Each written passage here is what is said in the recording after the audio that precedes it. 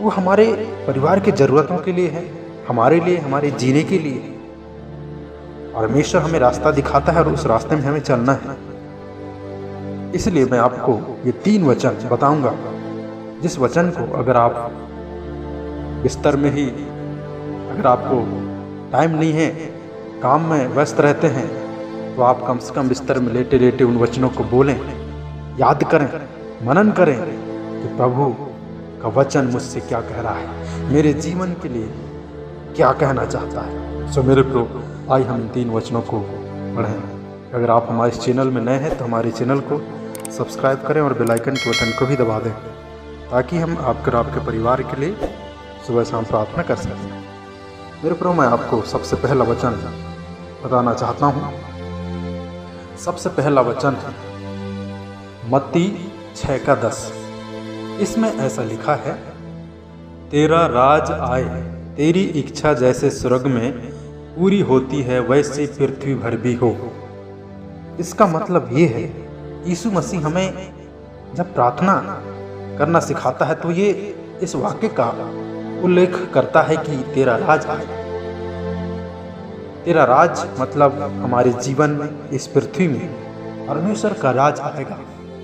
वो उसका राज्य कैसा है? शांति का राज, सच्चाई का राज्य है।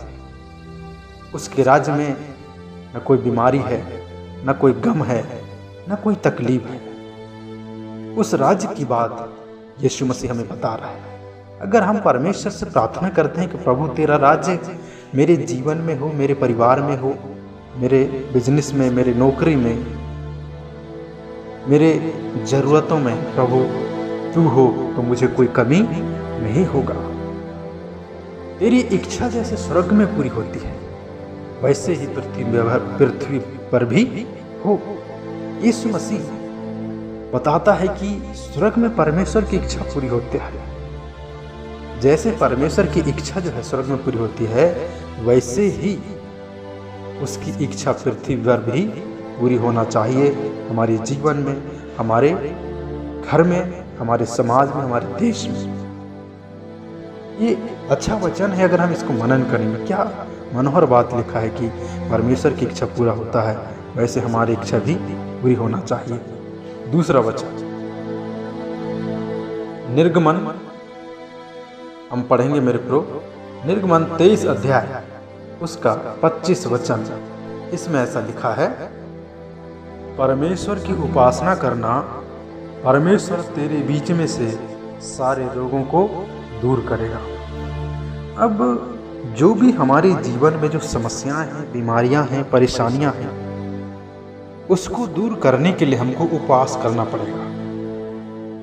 मत्ती 17:21 में लिखा है, यह जाति बिना उपवास प्रार्थना के नहीं निकल सकती। इसलिए हमारे जीवन में जो परिस्थितियां हैं, जो हम परेशानियों का सामना करते हैं, बीमारी हो, गरीबी हो, कर्ज हो, मुसीबतें हो, समस्याएं हो, बीमारी, नाना प्रकार की लड़ाई झगड़े, कई प्रकार के जो समस्याएं हैं, उनको दूर करने के लिए हमें उपवास करना पड़ेगा।